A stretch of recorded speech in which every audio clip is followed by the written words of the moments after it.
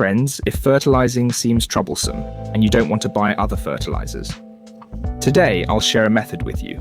It's making a compost tower from plastic bottles. The tools needed are just scissors and a drill. You can skip the drill. Scissors will do. First, cut off the bottom of the bottle, then poke many holes around the bottle. Use a drill if you have one. If not, use scissors to make many holes. Holes should be about soybean sized. Now it's ready, I used a drill. Be careful if using scissors. Watch your hands to avoid injury. Then we'll bury it in this pot. Bury it to this height. Up to here, the top is for adding organic matter. It'll decompose in the soil.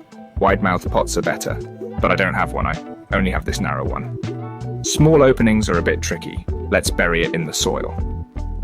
Now we'll use this pot of epiphyllum. I love epiphyllum the most. I've been using fish emulsion for veggies. I haven't tried much soil cultivation. Today I'm feeling inspired. Let's try some soil cultivation. Now we'll bury it. It's now arranged in the soil. Let's discuss good compost materials. You might be surprised to see I've added tea leaves and coffee grounds here. These can actually be composted. Their main element is nitrogen. Of course, there are many other things. Not much chemical or fake fertilizer, but banana peels like this. Their nutrients are also very good. The nutrients plants need are mainly nitrogen, phosphorus, potassium. So theoretically, I think they're all fine. Practically, they work well too.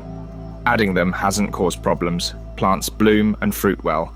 Most grow quite nicely. But I don't add to the compost things like fish or shrimp.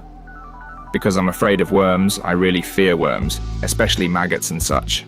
So I usually only compost leftovers like banana and apple peels, and some kitchen vegetable scraps. These veggie bits go in too. Then oil, salt, vinegar, soy sauce. These can't go in. It's all vegetarian stuff.